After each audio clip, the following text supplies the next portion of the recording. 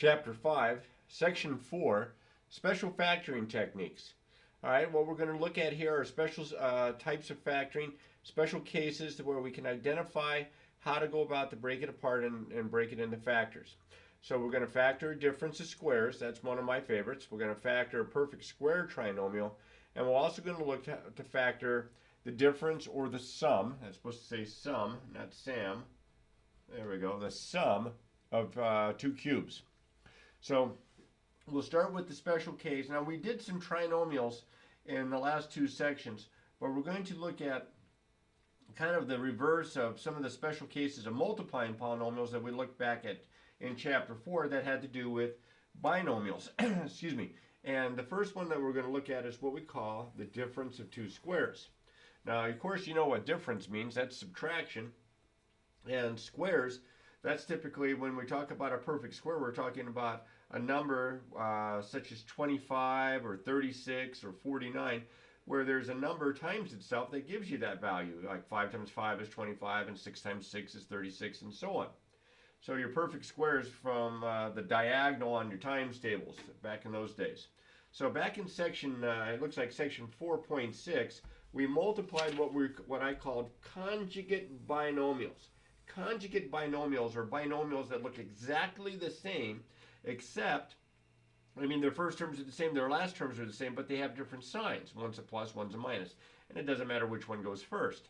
When you do FOIL on this, you end up with an expression that looks like this, because the outer and inner products turn out to be opposites and they cancel out when you combine. So you end up with a perfect square here, x times x, a perfect square here, y times y, with a minus sign in the middle. It is a difference of two squares. Difference of two squares. So all we're going to do is reverse it. Instead of multiplying conjugates and getting the difference of squares, we're going to factor the difference of squares into a product of conjugate binomials. All right, so now we're going to write perfect square minus perfect square. That's what all this is saying right here. And we're going to get conjugate binomials. Or sometimes they just call them conjugates. But there's other types of conjugates in mathematics. So if I say conjugate in this section, we'll know we're talking about conjugate binomials. Now, first things first, we want to make sure that it's a difference of squares before we try to factor it into conjugates. So I have a couple of examples here. I have m squared minus 100. This is a difference of two squares. And, excuse me, m squared is m times m. 100 is 10 times 10, and there's a minus sign in the middle. So this is going to factor into conjugate binomials. I'm going to, whatever is being squared here, which is m times m is m squared, I'm going to put in the first terms. Whatever's being squared here, which would be 10, because 10 times 10 is 100, I'm going to put in the last terms. And then, because I know that these are going to factor into conjugates, I know my signs. I don't even have to worry about, you know, is it a plus and a plus or a minus and minus? I know it's going to be, one's going to be a plus and one's going to be a minus. I am going to get conjugates. And it doesn't matter if you put the plus first or the minus second or the other way around, because you're multiplying these two binomials, and multiplication is commutative. Now, that one factored very nicely. This one, on the other hand, kind of looks like it might be something that factors in similar manner, but notice here, even though this is a perfect square, y times y, and this is a perfect square, 3 times 3, this is a plus sign. And this is not going to factor. So we're going to write down does not factor. A difference of squares factors, but not a sum of squares. Okay? A difference of squares factors, but not a sum of squares. Here's some more examples here. This next one up, it got kind of cut off here by my piece of paper. This is 49x squared minus 25. This is a difference of two squares. You can see the minus sign, so you know it's a difference. 49x squared is 7x times 7x. And of course, 25 is 5 times 5. So this is going to factor into conjugate binomials. Remember, 49x squared is 7x times 7x. So I put those first.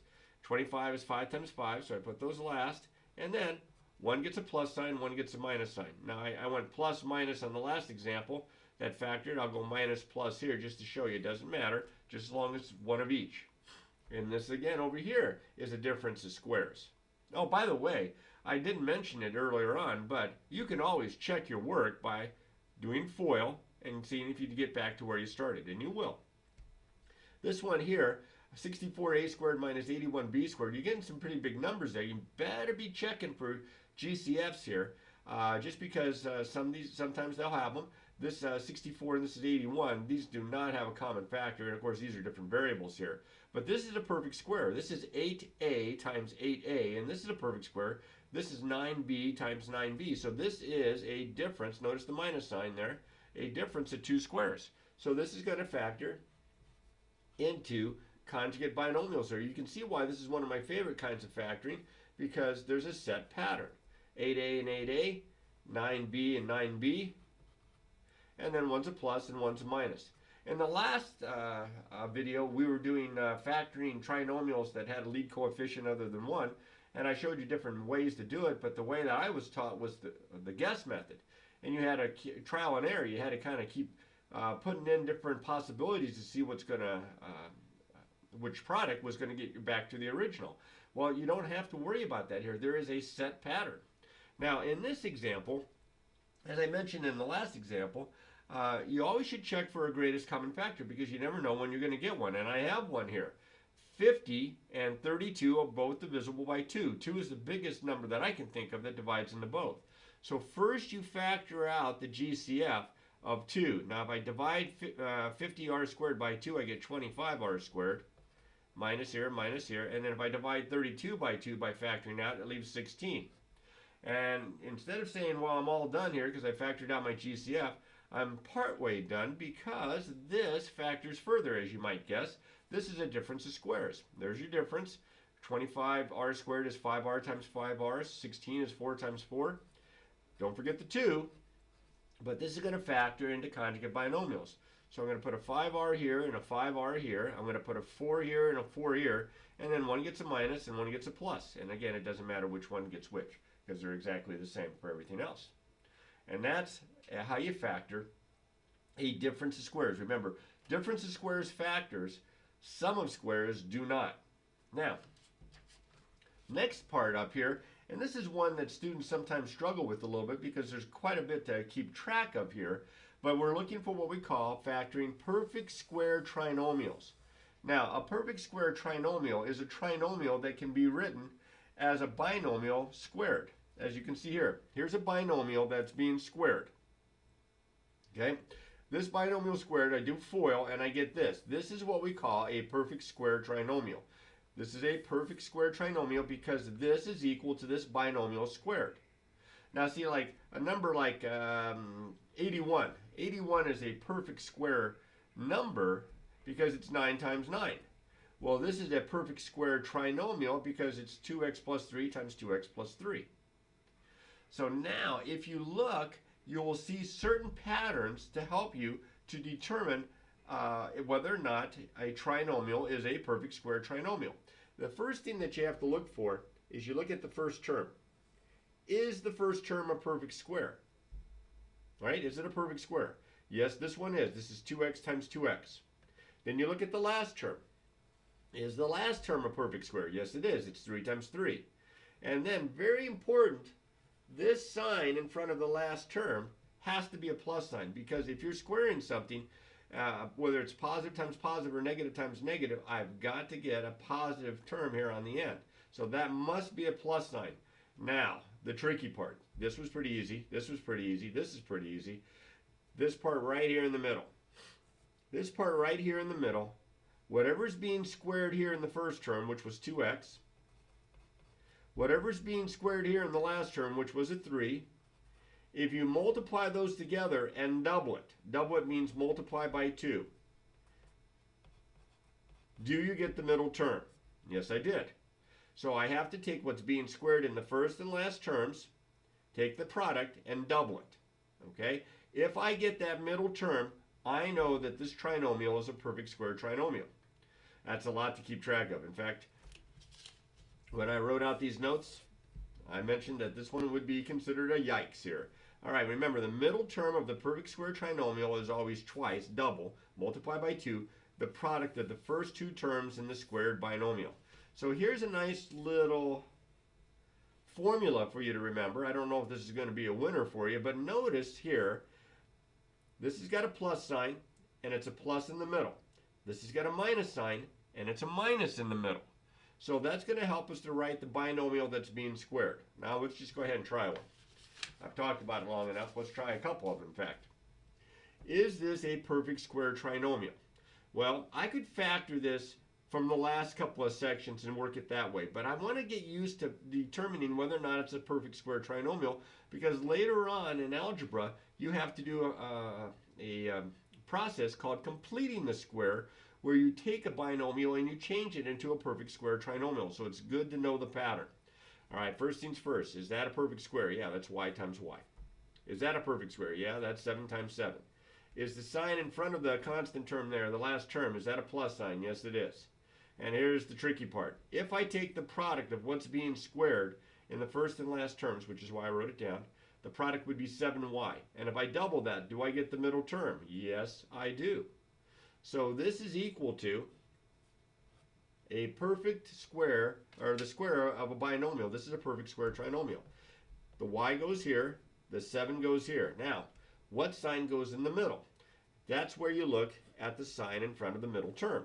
If the sign in front of the middle term is plus, which it is, then it's a plus sign here. If it's a minus, then it's a minus sign here. And you could check this. You could take y plus 7 times y plus 7. That's y squared plus 7y plus 7y plus 49. And you can see these are like terms. And you see how I get back to the original problem. Okay, you can also see why it's double the product that has to match that in the middle. Okay, now let's try another one.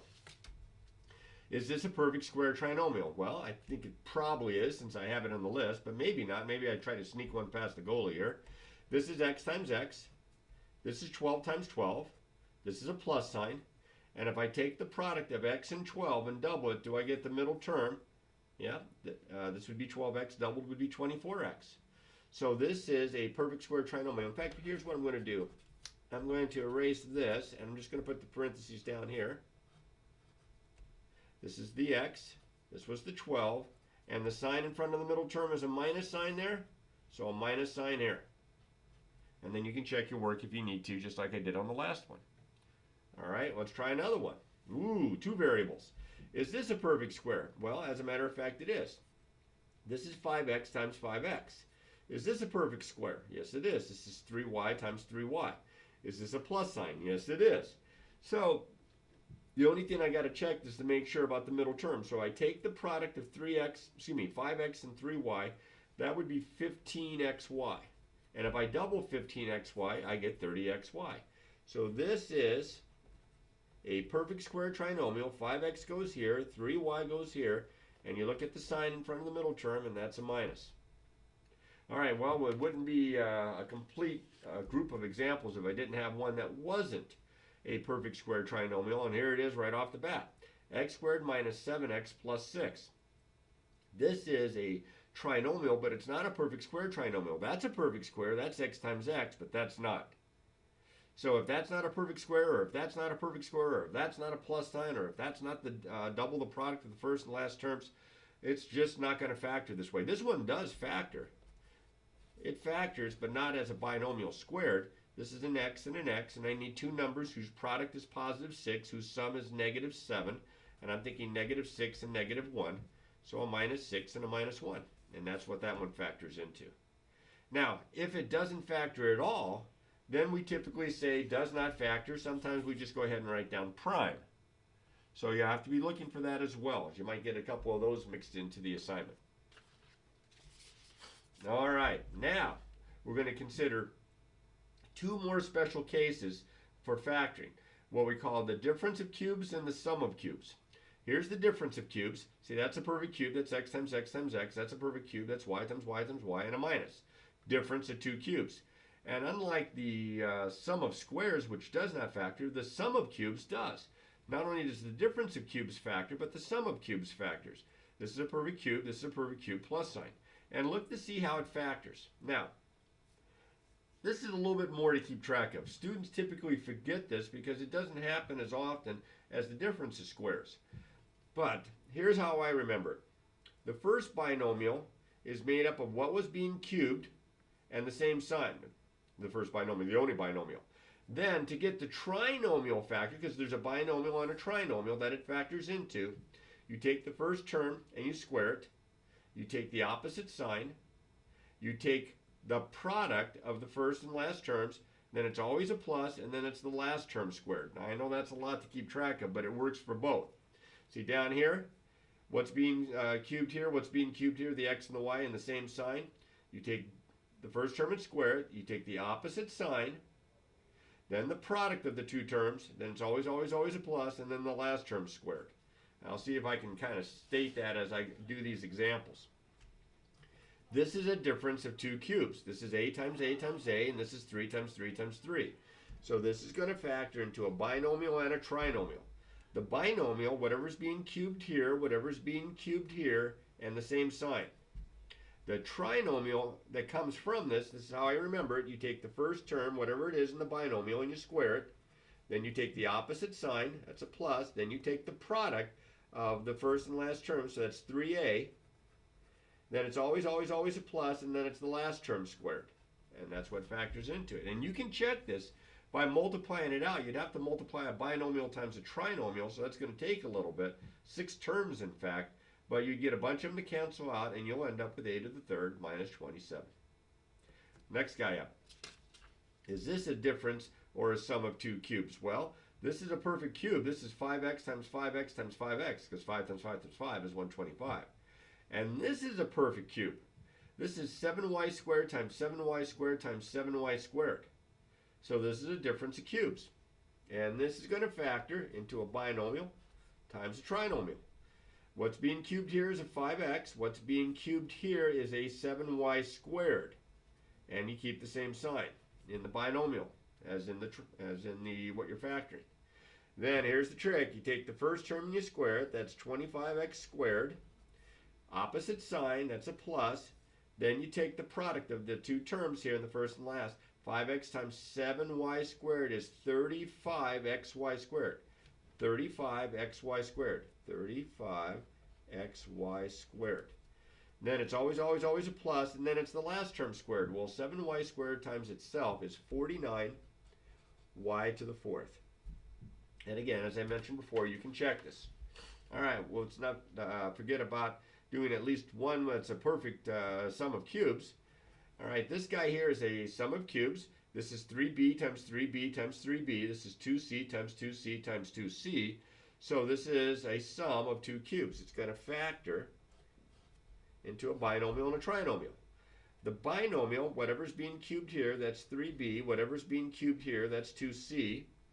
And then the same sign. That's a plus this time. First term squared, that's 9b squared. Then opposite sign. Then the product of the two, that's 3b times 2c is 6bc. Then always a plus sign. And then the last term squared. 2c times 2c is 4c squared. And that's how it factors. With a little practice, you can get pretty good at this. But as I mentioned, the sum and difference of cubes don't happen very often, especially after we get out of this chapter. It'll happen in some of the other sections, some of the other chapters. It's just not going to happen quite as often as the difference of squares and even the perfect square trinomials. So you need to try to remember all of them, but you're going to have to review through this occasionally to keep this fresh in your head. Like I always say, practice, practice, practice.